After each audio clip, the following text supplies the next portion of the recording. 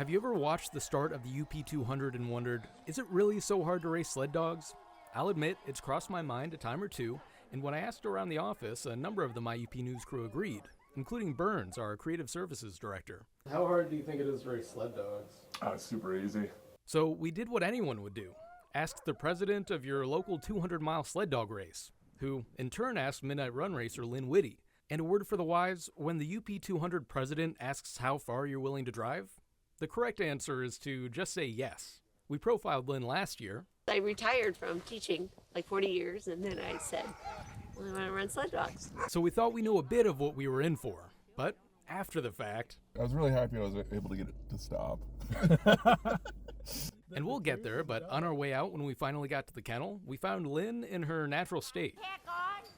And while we were dying to get to know some of the dogs, first we had to ask what we came here for and see what she thought about laymen like us watching the race start and thinking, oh, well, maybe I could do that. What's your gut response? My first response is, I don't think so. And a big reason for that, she explained, was there's just a lot that happens before and after the start that spectators just don't see. Riding that sled, sometimes it's going to be a little tricky. Have we all fallen off of it? Oh, yeah. We drug behind it? Oh, yes. Maybe last week. When I tip over with those dogs, you know what? They look back and go, I think I can go a little faster now. She's laying down. And they do go a little faster. And our follow-up, has she ever taught anyone? I have. Some of them successfully.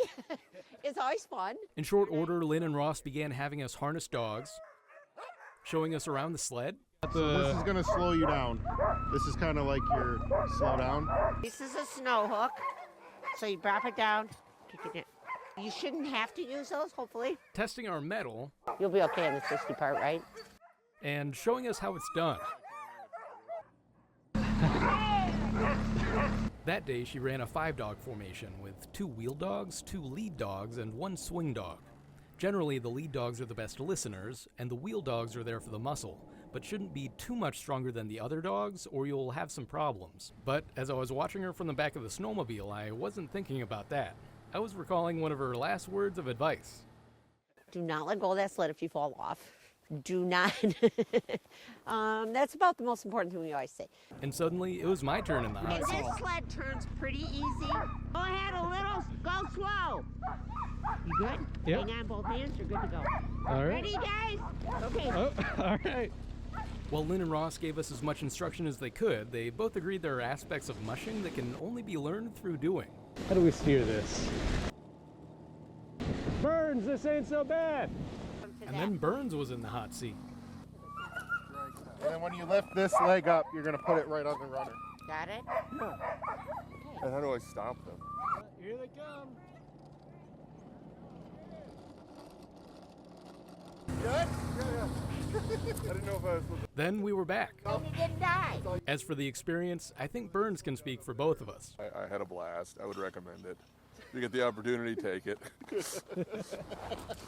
The loop we did was closer to 4 miles, while the Midnight Run Lynn is competing in stretches more than 80. While the mushing can have its tricky moments, Lynn told us the real test of racing sled dogs is showing up for the dogs and yourself every day.